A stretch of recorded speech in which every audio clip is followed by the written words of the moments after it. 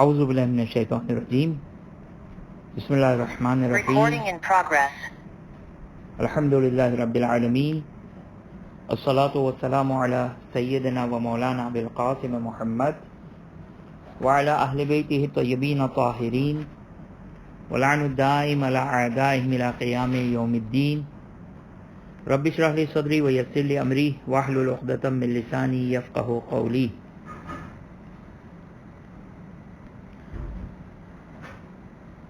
ہماری گفتگو دفن کے احکام میں چل رہی تھی اور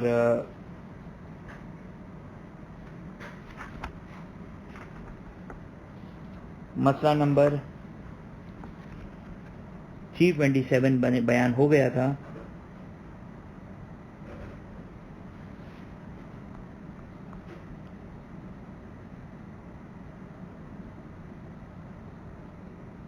مسئلہ نمبر 328.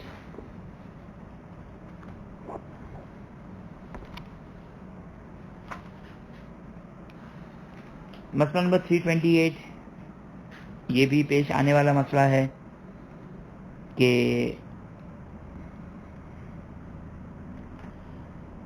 اگر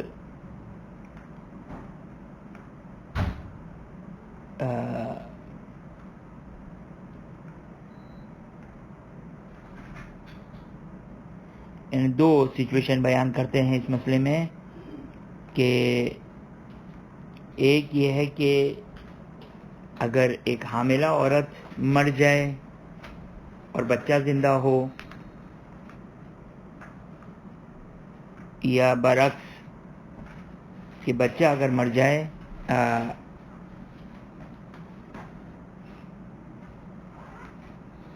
بچہ اگر مر جائے ماں کے پیٹ میں تو اس کا کیا مسئلہ ہے.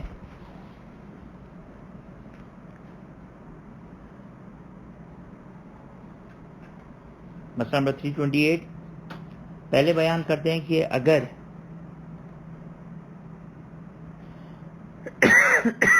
بچہ ماں کے پیٹ میں اگر مر جائے جبکہ ماں زندہ ہو تو کہتے ہیں کہ اگر اس کو صحیح طریقے سے پورا نکالنا ممکن ہو تو یہ واجب ہے. یعنی یہ جو آج کل DNC کرائی جاتی ہے، اگر ممکن ہے بچے کو صحیح و سالم نکالنا، جو مردہ بچہ مر چکا ہے تو واجب ہے کہ اس کو صحیح و سالم نکالا جائے اور پھر اس کے احکام بعد میں بیان ہوں گے. آخری مسئلہ جو ہے وہ اس میں بیان کریں گے اس چیپٹر کا. اور اگر صحیح نکالنا ممکن نہ ہو، پاسبل ہی نہیں ہے، تو پھر اس صورت میں اس کو ٹکڑے ٹکڑے کر کے نکالا جائے.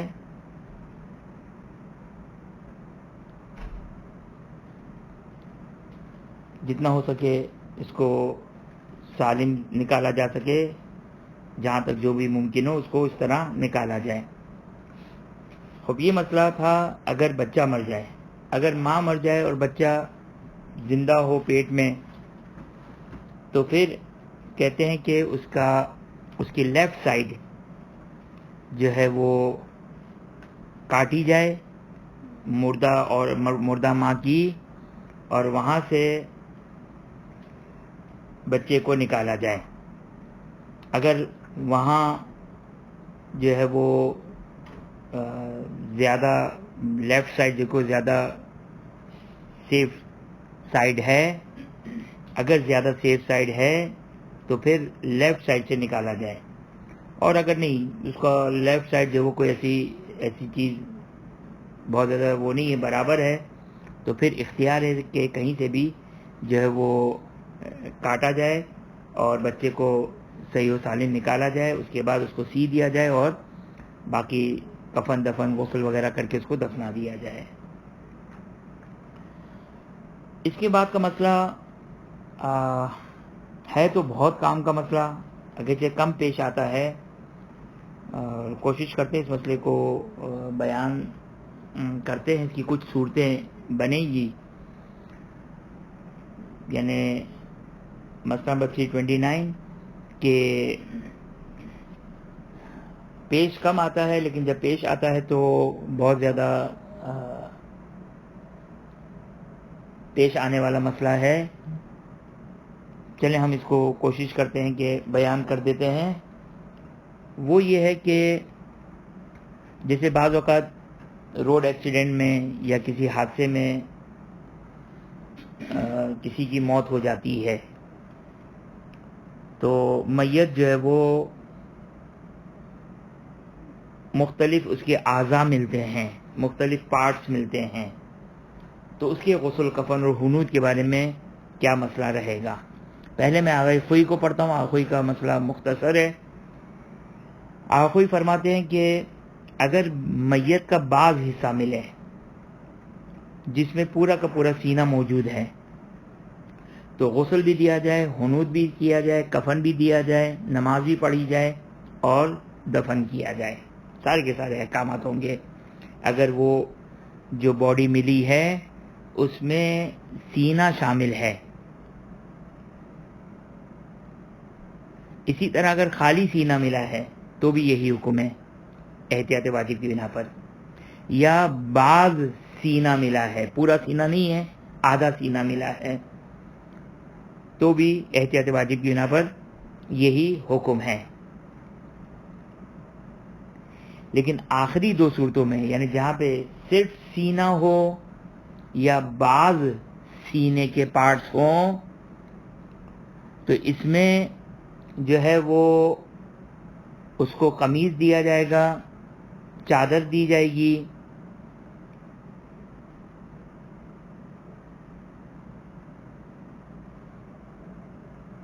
اور اگر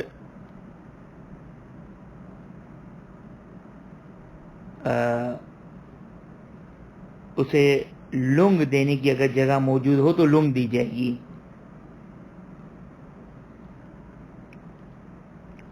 یہ ہو گیا ایک پورشن آغا خوئی کا.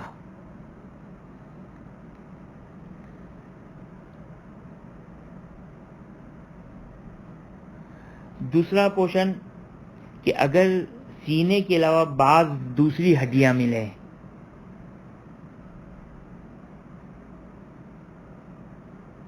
چاہے اس کے اوپر گوشت ہو چاہے اس کے اوپر گوشت نہ ہو، اسے بھی غسل دیا جائے گا، حنوط کیا جائے گا. اگر حنوط کی جگہ اویلیبل ہے اسے کپڑے میں لپیٹ کر اسے احتیاط واجب بنا پر دفنا دیا جائے اور اس کے اوپر نماز نہیں پڑھی جائے گی.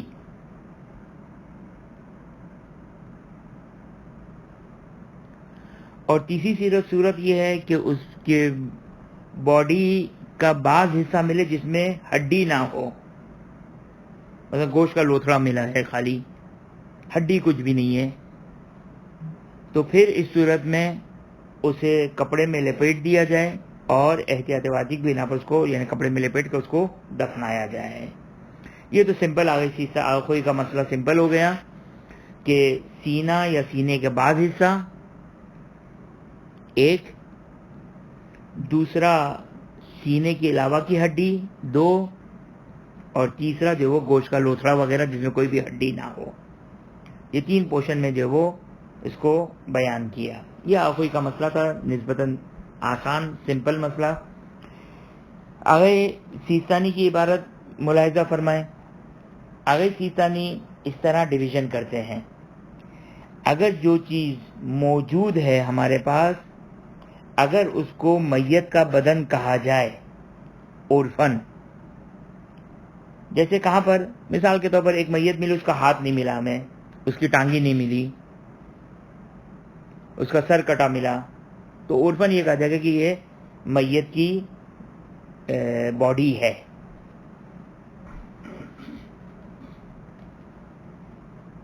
ایک صورت. اسی کی دوسری صورت کہ اس کے پورے بدن کی ہڈیاں ملیں جس میں گوشت نہ لگا ہو. دو. تیسری صورت کہ بدن کی ساری ہڈیاں تو نہیں ہیں لیکن اکثر ہڈیاں ہیں کہ جس میں سینے کی ہڈیاں بھی شامل ہیں. یہ 3 صورتیں ہو گئی. ان تینوں صورتوں میں اس کو غسل بھی دیا جائے گا, حنوط بھی کیا جائے گا, کفن بھی دیا جائے گا, اور اس کے اوپر نماز بھی پڑھی جائے گی. کہ حنوط کی کنڈیشن یہ کہ سجدے کے اعضاء ہوں, کیونکہ سجدے کے اعضاء پہ حنوط کیا جاتا ہے نا. کفن بھی کیا جائے گا, اس کو چادر بھی دی جائے گی, قمیض بھی دی جائے گی, اور اگر جو لنگ کا پورشن بیان کیا اگر وہ حصہ موجود ہو, چاہے کم چاہے تھوڑا بہت ہی ہو, اسے بھی لپٹا جائے گا. یہ ہو گئی پہلی صورت کے احکام, جس میں خود 3 صورتیں تھیں. کیا کیا 3 صورتیں تھیں؟ کہ عرفاً اسے بدن کہا جائے, یا ساری کی ساری ہڈیاں ہوں, یا اکثر ہڈیاں ہوں کہ جس میں سینہ شامل ہے. یہ پہلی صورت کے اندر 3 پوائنٹس جس میں تمام کفن دفن کے احکام کو انجام دینا ہوگا. اس کی اب دوسری صورت بیان کرتے ہیں کہ اگر میت جو ملی ہے اس کو عرفاً میت کا بدن اس کے اوپر صادق نہ آئے, یہ نہ کہا جائے کہ یہ میت کی باڈی ملی, بلکہ کیا کہا جائے, میت کے بعض اعضاء ملے, یوں کہا جائے. تو اب 2 صورتیں ہیں. پہلی صورت یہ ہے کہ بدن کے اوپر کا حصہ ملے جس میں سینہ اور بیک کی ہڈیاں ہوں, سینہ اور بیک, چاہے اس کے ساتھ گوشت ہو چاہے اس کے ساتھ گوشت نہ ہو, فرق نہیں پڑتا. تو اس میں بھی اس کو سارے احکام کیے جائیں گے. وضو کہاں گیا, غسل, کفن, دفن, اور اگر لنگ کی جگہ ہو تو لنگ بھی دیا جائے گا, اور حنوط بھی احتیاط واجب کی بنا پر. اگر حنوط کے اعضاء بھی موجود ہیں تو یہ سب احتیاط واجب کی بنا پر اسے کیا جائے گا.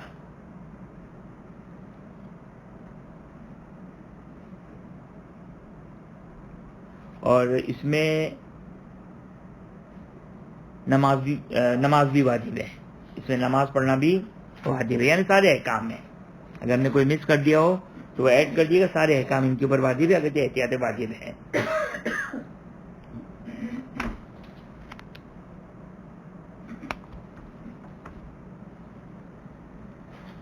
اسی طرح اگر ساری کی ساری خالی ہڈیاں ہوں, خالی ہڈیاں یا اکثر ہڈیاں ہوں, تو بھی احتیاط واجب بنا پر یہی حکم ہے. یہ تو صورت ہی اگر جسم کا اوپر والا حصہ ہو. اگر جسم کا اوپر والا حصہ نہ ہو,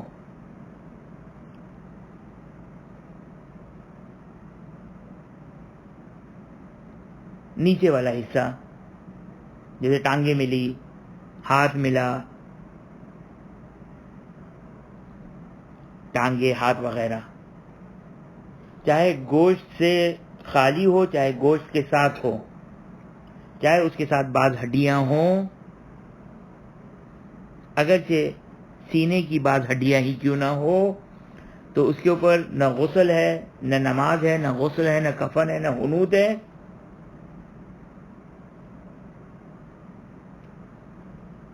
خوب, اب آیا دفنانا ہے یا نہیں ہے, تو اس میں بیان کرتے ہیں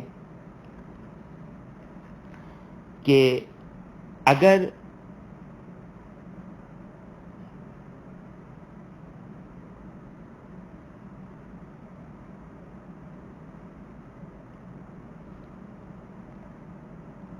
خوب توجہ کریں, اوپر والی صورت میں کیا بیان کیا, کیا کیا مائنس کیا, نماز کو مائنس کیا, غسل کو مائنس کیا, کفن کو مائنس کیا, اور حنوط کو مائنس کیا. ابھی 2 چیزیں باقی رہ گئی ہے, کپڑے میں ڈال کر دفن کرنا. اس کے لیے پھر آگے بیان کرتے ہیں کہ اگر اس کے اوپر کوئی ہڈی وغیرہ نہ ہو, وہ جو چیز ملی ہے, جیسے مثال کو دل ملا خالی, تو اس کو صرف دفن کر دینا ہے. لیکن اس کے ساتھ اگر تھوڑی بہت ہڈی ہو تو پھر احتیاط واجب کی بنا پر کپڑے میں لپیٹ کر دفنانا ہے. ہاذا تمام الکلام ہے کہ یہ پورا کا پورا دیکھو مسئلہ اس میں مکمل بیان ہو گیا. خوب ظاہر ہے اگر کوئی خالی سن رہا ہے لکھے بغیر تو شاید یاد نہ رہے، تو اس کو آپ اپنے نوٹ کر سکتے ہیں اس کو.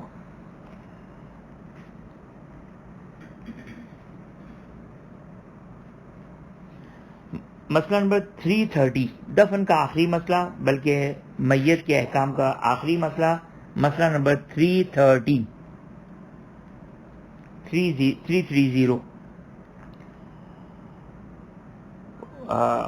وہ بچہ جو یعنی سقط حمل ہو جائے کسی خاتون کو اور جو بچہ نکلا ہے اس کے کیا احکام ہیں.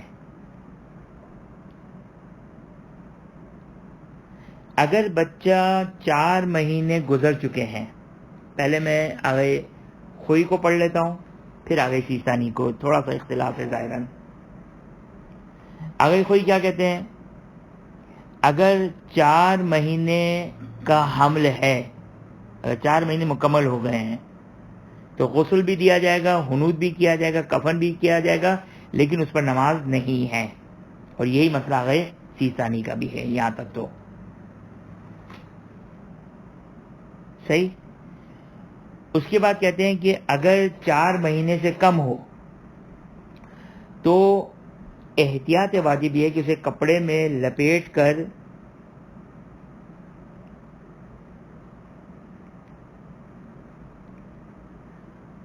اچھا جو اوپر والا تھا 4 مہینے اس میں کفن بھی تھا، غسل بھی تھا، حنوط بھی تھا، کفن بھی تھا اور دفن بھی تھا. اگر 4 مہینے سے کم ہے تو خالی کپڑے میں لپیٹ کر دفنا دیا جائے گا.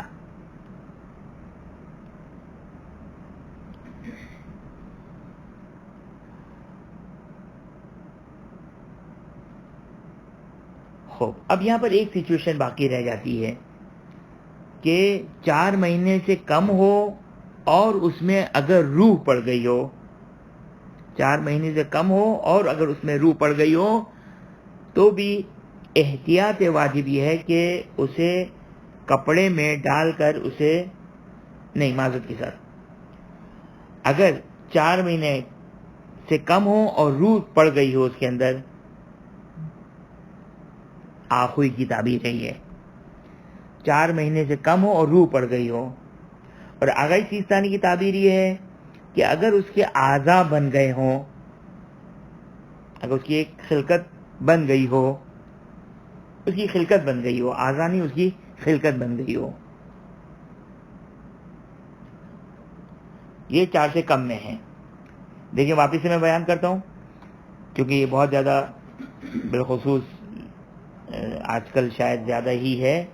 اگر بچہ 4 مہینے کا ہے، 4 مہینے مکمل ہو گئے تو پھر غسل، حنوط، کفن، دفن اور اس کے اوپر نماز نہیں ہوگی. اگر 4 مہینے سے کم ہے، 4 مہینے سے کم ہے تو اب آگے خوئی کے لحاظ سے یوں تعبیر ہوگی، اس میں روح نہیں پڑی ہے یا روح پڑی ہے. اگر روح نہیں پڑی ہے تو پھر کپڑے میں لپیٹ کر اسے احتیاط واجب کی بنا پر دفنایا جائے گا. اور اگر اس میں روح داخل ہو چکی ہے تو الاحوط ان لم یکن اقوا، یا کوئی کی تعبیر ہے، اس کی تشریح بعد میں کروں گا. الاحوط ان لم یکن اقوا، اس کے اوپر 4 مہینے والے احکام داخل ہوں گے. یعنی اگر 4 مہینے سے کم ہے لیکن روح داخل ہو چکی ہے تو 4 مہینے والے احکام کیا تھے؟ غسل، حنوط، کفن، دفن بغیر نماز کے. یہ آخوئی کی تعبیر ہو گئی. آگے سیستانی کی تعبیر 4 مہینے میں وہی آخوئی والی ہے. 4 مہینے سے کم میں اگر خلقت اس کی ایک بن چکی ہے تو پھر 4 مہینے والا حکم ہے، غسل، حنوط، کفن، دفن بغیر نماز کے. اور اگر 4 مہینے سے کم ہے اور اس کی خلقت نہیں بنی تو کپڑے میں لپیٹ کر اسے دفنا دیا جائے گا. یہ پورا مسئلہ مکمل ہو گیا. مسئلہ نمبر 330 اور اس کے ساتھ ہی کفن دفن کے بھی احکام مکمل ہو گئے. یہاں پر آپ کو یہ تعبیر ہے, اس کی تھوڑی سی وضاحت کر دوں, مجھے یاد نہیں کہ یہ تعبیر پہلے وضاحت کی تھی یا نہیں کی تھی. دیکھیں ویسے تو احتیاط واجب جب مجتہد لگاتا ہے احتیاط واجب, تو احتیاط واجب میں فل عالم کی طرف رجوع کیا جا سکتا ہے. احتیاط واجب میں فل عالم کی طرف رجوع کیا جا سکتا ہے. لیکن آگے کوئی یہ فرماتے ہیں کہ اگر میری کتابوں میں یہ تعبیر ہو, یہ الفاظ ہو, تو یہ فتویٰ بھی نہیں ہے اور رجوع بھی نہیں ہو سکتا ہے. کیا تعبیر ہو؟ الاحوط ان لم یکن اقوا, یا کوئی کہیں کہیں استعمال کرتے ہیں توضیح میں بھی. الاحوط ان لم یکن اقوا, اس کا ترجمہ کیا ہوگا؟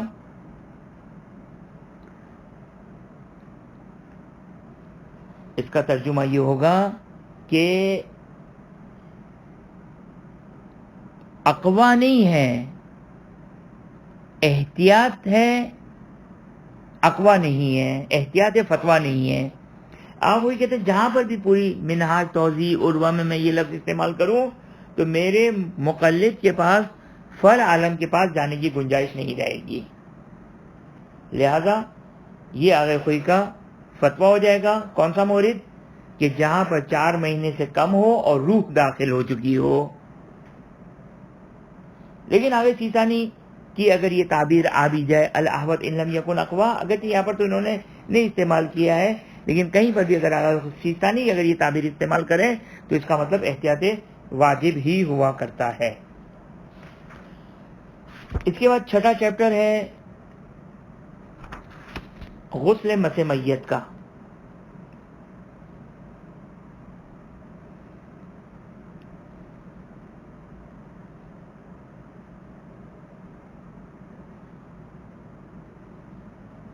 غسل مس میت جو ہے وہ میت کو چھونے کا غسل, یعنی اگر کوئی شخص میت کو چھوتا ہے تو چھونے والے کے اوپر غسل واجب ہو جاتا ہے. اچھا یہاں پر ایک جو عام طور پر یہ مجتہدین تو اس کو بیان تک نہیں کرتے ہیں, لیکن اکثر لوگ سوال کرتے ہیں کہ مثال کے طور پر ایک شخص نے چھوا اور پھر اس نے کسی کو چھوا, تو لوگ سوال کرتے ہیں کہ جس کو چھوا زندہ آدمی نے, کیا اس پر بھی غسل واجب ہو جائے گا؟ وہ تو واضح ہے کہ اس کے اوپر کوئی غسل واجب نہیں ہوگا. یہ ایک نقطہ. دوسرا نقطہ جو قابل توجہ ہے کہ اس مسئلے میں 2 گفتگو ہے. ایک ہاتھ کا نجس اور پاک رہنا, اور ایک ہے غسل کا واجب ہونا. ان 2 کے درمیان ڈیفرینشیٹ کیا جائے.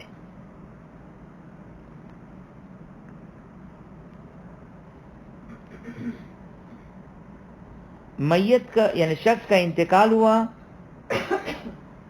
جب تک اس کو غسل نہ دیا جائے وہ میت نجس ہے. اگر گیلا ہاتھ کے ساتھ ٹچ ہوا تو ہمارا ہاتھ نجس ہو جائے گا. یہ نجاست کون سی نجاست ہے؟ نجاست خبث. صحیح, خبث. خبث کس کو کہتے ہیں؟ ظاہری بدن کا نجس ہو جانا. غسل مس میت کا اس سے کوئی تعلق نہیں ہے, کیونکہ غسل مس میت کہاں پر ہوتا ہے؟ جہاں پہ حدث ہو جائے. تو یہ فرق کریں, ایک ہے بدن کا ظاہر نجس ہونا, ایک ہے بدن انسان کی روح کا نجس ہونا. اب سمجھانے کے لیے روح کا لفظ استعمال کیا جاتا ہے, اگرچہ فقہ میں استعمال نہیں ہوتا ہے, لیکن سمجھانے کے لیے معاشرے میں یہ لفظ استعمال ہوتا ہے, روح نجس ہو گئی. لیکن اب سمجھانے کے لیے بس توجہ کریں کہ 2 مسئلے ہیں. ایک دفعہ جو ہے وہ ہم نے نجاسات کی آگے جا کے نجاسات میں بیان کریں گے کہ مسلمان کی میت جب تک اسے غسل نہ دیا جائے، اگر کوئی گیلاہٹ کے ساتھ، ویٹنس کے ساتھ، رطوبت کے ساتھ، تری کے ساتھ ٹچ کرے تو اس کا ہاتھ نجس ہو جائے گا، چاہے اس کی باڈی سرد ہو گرم ہو، فرق نہیں پڑتا ہے، جب تک اس کو غسل نہ دیا جائے۔ واضح ہو گیا؟ یہ ہے نجاست خبث کا مسئلہ۔ غسل مس میت یعنی اگر کوئی میت کو چھوتا ہے تو کب اس شخص کے اوپر غسل مس میت واجب ہوگا۔ ابھی تو بیان کر رہا ہوں میں، میت کو مس میت کب ہوگا، ابھی بیان ہوگا۔ خوب توجہ کریں کہ غسل مس میت کے احکام، ابھی یہ جو ہم نے بیان کیا تھا یہ خبث کا مسئلہ تھا۔ اب اصل آئیے یہ جو ٹاپک ہے غسل مس میت یعنی حدث کا مسئلہ۔ فرماتے ہیں کہ واجب ہے جب میت کو ٹچ کرے۔ اچھا، میت کو ٹچ کرنا کس کو کہتے ہیں؟ اسکن ٹو اسکن یا اس کے بال، جس کی تشریح آگے آئے گی۔ اگر ہم نے گلوز پہنے ہوئے ہوں تو پھر کوئی مس میت کا غسل نہیں آئے گا۔ اگر گلوز پہنے ہوئے ہیں، مس کرنا، میت کو ٹچ کرنا، کب کہلائے گا میت کو ٹچ کرنا؟ جب اسکن ٹو اسکن ٹچ کرے یا بال سے بال، کہ جس کی تشریح بعد میں آئے گی۔ لہذا اگر کوئی رکاوٹ ہے، جیسے ہم نے مثال کے طور پر گلوز پہنے ہوئے ہیں، تو پھر اس صورت میں جو وہ میت کو ٹچ کرنا کے احکام نہیں آئیں گے۔ بس میت کو ٹچ کرنا، کس کی میت؟ انسان کی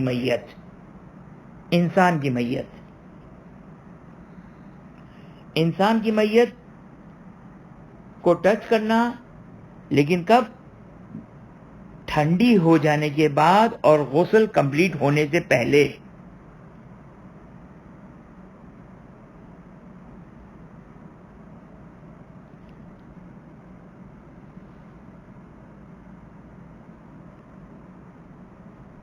اگر اس کی میت کو ٹچ کریں تو انسان کے اوپر غسل واجب ہو جاتا ہے، چھونے والے کے اوپر چاہے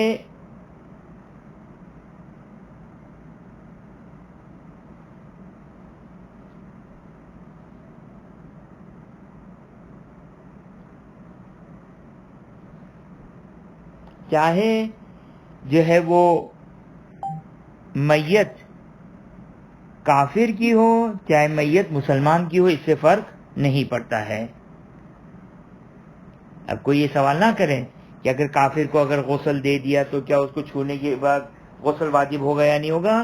نہیں، وہاں پر جو کو ہمیشہ میت، کیونکہ ان کو غسل ہی نہیں دینا ہوتا ہے۔ فرماتے ہیں کہ حتیٰ اگر وہ بچہ کہ جو ماں کے رحم میں مر گیا ہو، جس کو کہتے ہیں سقط، سین قاف طوئیں، سقط، اگر اس میں روح داخل ہو گئی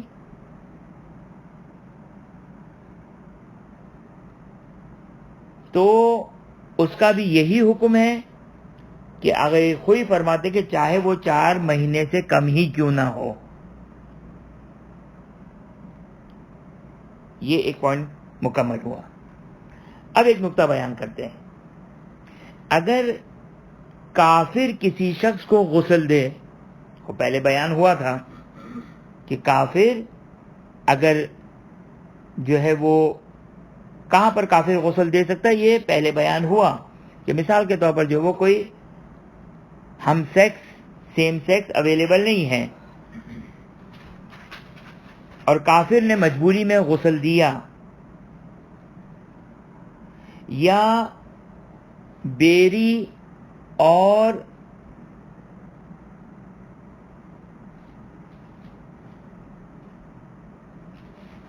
یا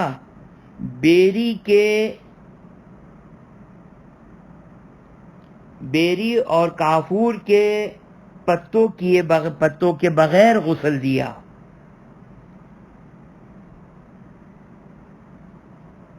اگر کافر نے غسل دیا یا خالص پانی سے غسل دیا لیکن بیری اور کافور کے پتے اویلیبل نہیں تھے،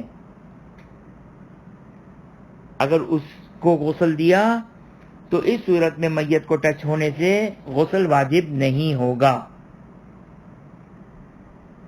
اب سوال، اگر میت کو غسل نہیں دیا گیا بلکہ تیمم دیا گیا تو کیا غسل ساقط ہو تو آیا ٹچ کرنے پر غسل واجب ہوگا؟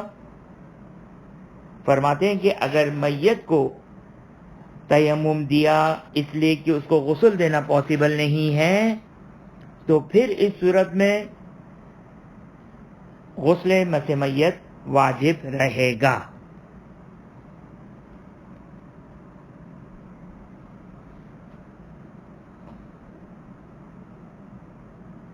خوب دیکھیں، میں اس مسئلے کو دوبارہ سے جو ریوائز کر دوں کہ انسانی میت کو ٹچ کرنے سے غسل واجب ہوتا ہے، لیکن وہ میت ٹھنڈی ہو چکی ہو، غسل کمپلیٹ نہ ہوا ہو،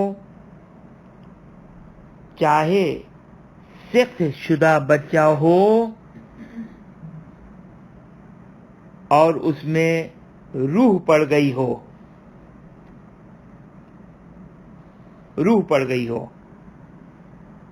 آگے سیستانی کا فتویٰ ہے، توجہ کر، ہم نے ایک چھوٹا سا اشتباہ کیا تھا، اس کی اصلاح کر لیں. آگے سیستانی کہتے ہیں کہ اگر روح پڑ گئی تو چاہے 4 مہینے کا ہو چاہے 4 مہینے سے چھوٹا ہو، روح پڑ گئی، فتویٰ یہ ہے کہ اسے چھونے سے غسل واجب ہو جائے گا. آگے خوئی کہتے ہیں کہ اگر 4 مہینے سے زیادہ ہے اور روح 4 مہینے سے زیادہ ہے، 4 مہینے سے اگر کم ہے، اگر روح پڑ گئی تو احتیاط واجب ہے. اگر 4 مہینے سے اگر چھوٹا کم بھی ہے تو بھی احتیاط واجب بنا اس کو غسل دینا ہوگا. یعنی 4 مہینے میں تو obviously روح پڑ جاتی ہے. یہ ایک پوائنٹ کمپلیٹ ہو گیا. اس کے بعد کہتے ہیں کہ اگر کافر نے مجبوری کی وجہ سے غسل دیا ہو یا بغیر کافور اور بغیر بیری کے پتے کی اگر غسل خالی پانی سے غسل دیا گیا ہو تو اس کو چھونے سے بھی غسل مس میت واجب. معذرت چاہتا ہوں، اس کو اصلاح کریں، ہم نے اشتباہ کیا.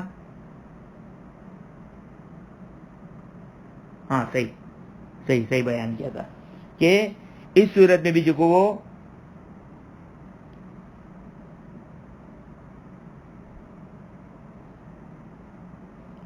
یعنی اگر کافر نے غسل دیا ہو یا خالص پانی سے صرف غسل دیا گیا ہو تو غسل مس میت واجب نہیں ہوگا. لیکن اگر میت کو مجبوری میں تیمم دیا گیا ہو، میت کو تیمم دیا گیا ہو تو اس کو ٹچ کرنے پر غسل مس میت واجب رہے گا. خب یہ کافی زیادہ ہو گئے مسائل، تو انشاءاللہ اس کو آج کی حد تک اتنا ہی رکھتے ہیں انشاءاللہ. وصلی اللہ علی سیدنا محمد وآلہ طیبین الطاہرین. اگر کسی کا کوئی سوال ہے تو دیکھ لیں.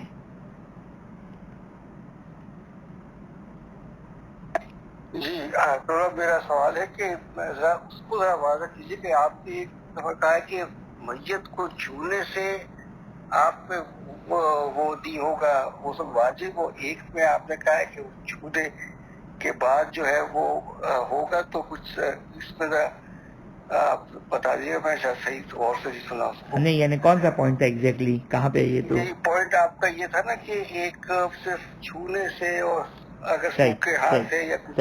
صحیح. اس کو میں دوبارہ ریپیٹ کر دیتا ہوں. خوب توجہ کریں. جی توجہ کریں. دیکھیں، ایک مسئلہ یہ ہے کہ میرا ہاتھ، دیکھیں جب ہاتھ میرا نجس ہو جائے تو اسے پانی سے بیسن پہ پاک کروں گا تو پاک ہو جائے گا. ایک دفعہ یہ ہے کہ غسل واجب ہو جاتا ہے. تو یہ 2 ڈسکشن ہیں، 2 ٹاپکس ہیں. ایک دفعہ یہ ہے کہ اگر میں میت کو، اب اے پوائنٹ نمبر 1، اگر میں میت کو چھوتا ہوں ٹچ کیا میں نے, ابھی میت کی باڈی گرم ہے, میت گیلی ہے یا میرا ہاتھ گیلا ہے, میں نے اس کو ٹچ کیا, تو غسل تو واجب نہیں ہوگا کیونکہ میت ابھی گرم ہے, لیکن میرا ہاتھ نجس ہو گیا, میرا ہاتھ نجس ہو گیا. اب مجھے واش بیسن پہ پاک کر لوں کافی ہے, مجھے غسل کی ضرورت نہیں ہے کیونکہ ابھی باڈی گرم تھی. صحیح نا؟ صحیح. اچھا, اب دوسری سچویشن کہ باڈی ٹھنڈی پڑ گئی, باڈی ٹھنڈی ہو گئی, میرا بھی ہاتھ خشک ہے, باڈی بھی خشک ہے, صرف اسکن ٹو اسکن ٹچ ہوا, میرا ہاتھ ظاہری طور پر پاک ہے لیکن مجھ پر غسل مس میت واجب ہو گیا کیونکہ دونوں خشک تھے. تو دو الگ الگ ڈسکشن ہیں, کہاں پر غسل ہے, کہاں پر ہاتھ پاک کرنا ہے. صحیح نا؟ اب میں خلاصہ کر دوں اس مسئلے کو کہ غسل دینے سے پہلے جب بھی گیلاہٹ کے ساتھ, تری کے ساتھ, ویٹنس کے ساتھ میرا ہاتھ ٹچ ہوگا, میرا ہاتھ تو نجس ہو گیا. اب کیا غسل بھی واجب ہے یا واجب نہیں ہے؟ تو ہم کہیں گے کہ اگر باڈی اگر ٹھنڈی ہو گئی ہے تو غسل مس میت واجب ہوگا, اور اگر باڈی ٹھنڈی نہیں ہوئی ہے, گرم ہے, تو غسل مس میت واجب نہیں ہوگا.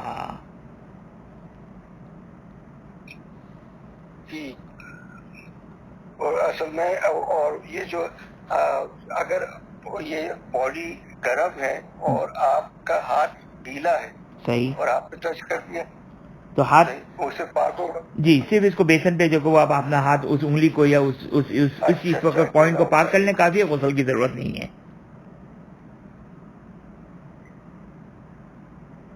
آج ٹھیک ہے. صحیح نا؟ شکریہ. خدا کی بارگاہ میں دعا گو ہیں کہ خداوند ہمیں علوم محمد و آل محمد علیہ السلام حاصل کرنے کی توفیق عطا فرما, اس کو سمجھنے کی توفیق عطا فرما, اس پر عمل کرنے کی توفیق عطا فرما. حاضر مجلس مومن و مومنات منتظمین اور تمام مومن و مومنات کی تمام جائز حاجات کو پورا فرما. جو مومن و مومنات اس دنیا سے جا چکے ہیں, بالخصوص حاضر مجلس مومن و مومنات کے مرحومین, منتظمین کے مرحومین, کل مرحوم مومن و مومنات کی مغفرت فرما, جوار معصومین میں جگہ عطا فرما. اپنی آخری حجت امام عصر و زمان سلام اللہ علیہ کے ظہور میں تعجیل فرما, ہمیں ان کے آوان و انصار میں قرار فرما. ربنا تقبل منا انک انت السمیع العلیم.